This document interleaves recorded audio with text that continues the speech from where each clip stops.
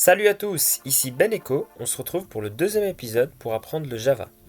La semaine passée, nous avons vu principalement ce que c'est un langage de programmation, ce que c'est le Java, et nous avons téléchargé ensemble notre première IDE qui est IntelliJ, qui est juste devant nous.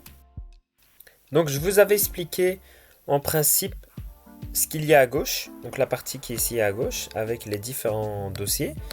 Et je vous avais montré donc notre première instruction qui est simplement system.out.println et donc qui affiche hello.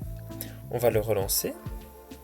On va re-exécuter le programme. Donc pour rappel, pour exécuter le programme, on clique simplement sur play ici. Et ça va exécuter notre programme Java, tout simplement. Et donc on voit bien le hello s'afficher. Alors, je vais insister sur un point. Parce que je vous ai montré cette instruction la fois passée, mais je ne l'ai pas expliqué en détail. Donc on ne va pas commencer à voir ce que veut dire le system.println. Pour l'instant, ce n'est pas important pour vous. Retenez juste simplement que c'est cette instruction qui va vous servir à afficher quelque chose dans la console. Par contre, on peut voir qu'il faut utiliser des guillemets pour utiliser cette fonction. Donc, entre guillemets, nous mettons le message que nous voulons afficher. Et que au bout de la fonction, donc après la parenthèse, on doit mettre un point virgule. Donc je ne sais pas si vous avez déjà programmé avec d'autres langages de programmation, mais c'est souvent le cas. Quand nous terminons une instruction, on doit mettre un point virgule pour dire à l'IDE qu'on a terminé notre instruction tout simplement, et qu'on passe à une nouvelle instruction. Alors pour le system.out.println, il y a le system.out.println, il y a le system.out.print. Quelle est la différence ? Simplement, on va tester. Donc on va faire une seconde instruction.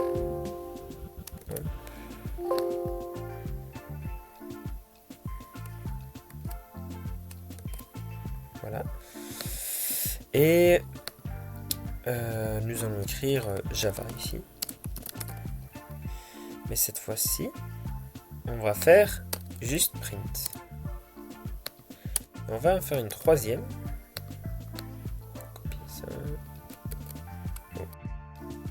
Donc je le remets. Hop. Voilà. Et donc, comme j'ai dit, on va faire un print. Et on va faire 2 points, espace. Et on va en faire un troisième. Cette fois-ci en println. Et ça va être welcome, par exemple. Et donc on va lancer le programme.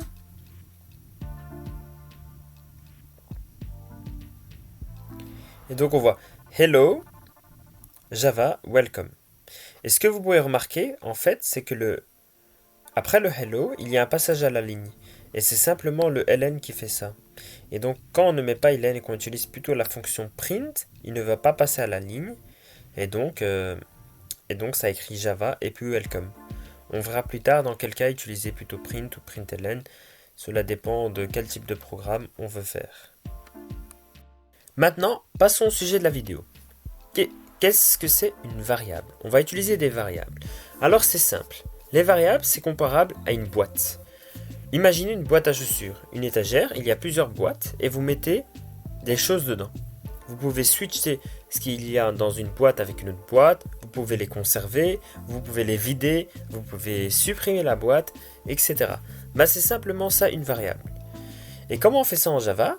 On écrit tout simplement d'abord son type, son nom, le nom de la variable, et on initialise une valeur dans cette variable. Avant ça, je vais vous montrer les différents types de variables qu'il existe en Java. Donc voilà, on a le boolean, le char, le byte, le short, le int, le long, le float et le double. Alors, ça peut vous paraître chinois tout ça, mais c'est simple. En soi, le booléen, c'est simplement une valeur true, false. Donc true veut dire vrai, false veut dire faux. Ça va être utilisé dans le cas où, par exemple, on veut dire est-ce qu'une une séquence d'informations est vraie ou fausse. On a le char, ça va simplement contenir un petit caractère, par exemple une lettre, A, B ou C. On a le byte, qui va commencer à contenir des nombres, mais vraiment des tout petits nombres. Enfin, quand je dis des tout petits nombres, c'est très relatif, hein. Ça peut aller de moins 2 exponent 7 à 2 exponent 7 moins 1. Ensuite, on a le short pour des nombres un peu plus gros, donc de moins 2 exposants 15 à 2 exposants 15 moins 1. Et ensuite, on a le plus commun qui est le int. C'est celui qu'on utilise le plus souvent. Et c'est celui qu'on va utiliser maintenant. On a ensuite le long pour des nombres encore beaucoup plus longs. Le float pour... Donc le float, c'est simplement un nombre à virgule. Et le double, c'est un nombre à virgule, mais on peut écrire 2 fois plus de nombres après la virgule que le float. Donc il est 2 fois plus grand, tout simplement. Voilà, revenons à notre code, on va déclarer des variables maintenant. Donc, comme je dis, pour déclarer une variable, on écrit d'abord son type. Donc on va prendre un int pour écrire un nombre. On écrit int. Espace, on lui donne un nom. Souvent, ce qu'on fait, on écrit un nom qui décrit la variable.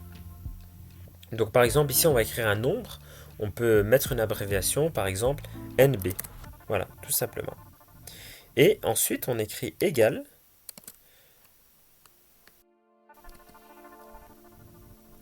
Hop.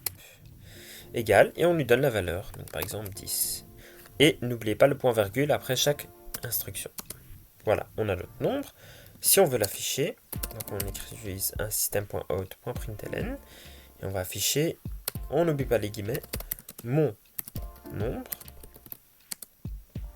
Alors, pour que vous puissiez afficher une chaîne de caractères, donc mon nombre, ensuite votre nombre, il faut fermer les guillemets, puis mettre un plus. Attendez. Un plus, donc, et B. On lance le programme. Voilà. Qu'est-ce qu'on peut faire avec cette variable? Alors cette variable, on peut en créer une deuxième, nb2 égale 20 par exemple. Et on peut les additionner. On peut, si on veut, aussi simplement juste afficher le nombre. Hein. Et on peut aussi les additionner, donc, comme j'ai dit. Donc si on fait nb plus nb2. On lance le programme. Et donc ça affiche bien 30. Ce que nous allons faire maintenant, c'est déclarer une troisième variable, mais nous n'allons pas l'initialiser. Donc je déclare nb3 et je décide d'afficher nb3. Alors là, on voit qu'on a déjà une erreur. Donc notre IDE, avant même de lancer le programme, nous dit que ça ne va pas fonctionner. Il nous dit que la variable nb3 doit être initialisée. On peut lancer le programme pour vérifier l'erreur. Et donc voilà. En fait, effectivement, vous devez initialiser une variable avant de pouvoir l'utiliser. Donc simplement, on pourrait faire égal 30. Du coup, maintenant, ça va beaucoup mieux. Hein. Si on lance le play, il va bien afficher juste 30. Ok. Maintenant que nous avons eu ça, revenons à notre variable. Donc nous avons juste notre variable nb. Et ce qu'on va faire, on va lui changer de valeur. Donc comme je vous ai dit, c'est des boîtes à chaussures, on peut faire ce qu'on veut. Donc par exemple, si je fais ça, et que je décide de changer la valeur de nb, je dois simplement désigner la variable. Donc juste écrire nb et plus int. Hein, on connaît déjà. Donc ici, c'est la déclaration de la variable. Ici, on utilise la variable, comme ici. Donc ici, on ne réécrit plus int, et là aussi. Et donc, je peux faire une assignation directe en faisant égal. Et je peux mettre, par exemple, 20. Du coup, à votre avis ici, est-ce que ça va afficher 10 ou 20? On lance le programme pour vérifier. Et en fait, ça affiche effectivement 10. Pourquoi? Parce que l'instruction pour afficher la variable est au-dessus de l'assignation. Donc, vous imaginez que le code Java s'effectue ligne par ligne. C'est du procédural pour l'instant. Donc, la première instruction, on a déclaré une variable, donc une boîte à chaussures, où on a mis, par exemple, 10 bonbons dedans. Ensuite, on affiche cette boîte. Donc, on dit, on va compter il y a combien de bonbons dedans. Donc, ça affiche bien 10. Ensuite, dans cette boîte, on en rajoute encore 10. Enfin, même pas, on en met 20 directement. C'est-à-dire, on enlève tout ce qu'il y a dedans. Donc, quand vous faites égal, c'est vous enlevez ce qu'il y a dans la variable et vous remplacez la valeur directement par la nouvelle. Donc, ici, 20. Si ici on affiche donc la variable une seconde fois en dessous, ça a bien affiché 20 cette fois-ci. Donc voilà, on voit bien le 20. Nous pouvons aussi additionner deux variables dans une. Donc j'en déclare une deuxième, nb2. On va lui donner 10. Voilà, on va enlever cette instruction-ci. Et on va simplement dire que,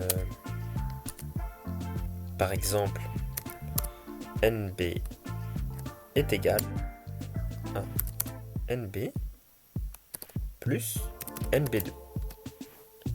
Donc ici, qu'est-ce qui va se passer? Ça va afficher nb, ici nb vaut 10. Ensuite, on refait une assignation nb, on lui dit que nb est égal à nb plus nb2. Donc nb, ici à cet instant, il vaut 10, plus nb2 qui vaut 10 aussi, donc ça fait 20. Donc au final, ça va afficher le même résultat qu'ici, 10 et 20. Sauf que nb maintenant a changé. Donc je vous ai parlé de l'assignation directe, qui est le égal, mais ce que nous pouvons faire aussi, c'est additionner une valeur de façon plus rapide. C'est-à-dire qu'au lieu de faire nb égale nb plus nb2, on a des raccourcis en Java. Ce qu'on peut faire, c'est nb plus égal nb2. Et donc ici, c'est exactement la même instruction qu'il y a au-dessus. Je dis de prendre le nb plus nb2. Le nb à cet instant, ici, il vaut 20. Du coup, on lui dit que ça fera 20 plus 10, donc ça va afficher au final 30. Donc on va voir 10 et 30. Voilà ce que nous pouvons faire. Les autres types de raccourcis qu'il y a en Java aussi, si par exemple vous voulez juste additionner juste plus 1, au lieu de taper nb plus égale 1, vous pouvez le faire, hein. Vous pouvez taper directement nb plus plus ou nb moins moins.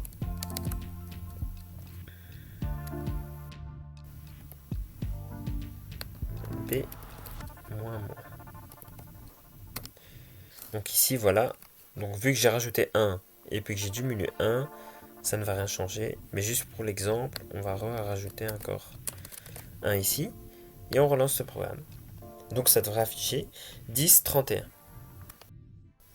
Et voilà, c'est tout pour aujourd'hui. Donc on a vu comment déclarer une variable de type int, on a vu comment l'afficher, on a vu comment lui assigner une deuxième valeur, on a vu qu'on peut additionner ces variables, switcher les datas, etc. Je vous retrouve pour le prochain épisode, on va voir les différents types de variables, les autres types, on va les déclarer et ainsi pouvoir créer des instructions un peu plus complexes. Je vous laisse, à la prochaine, c'était Ben Echo.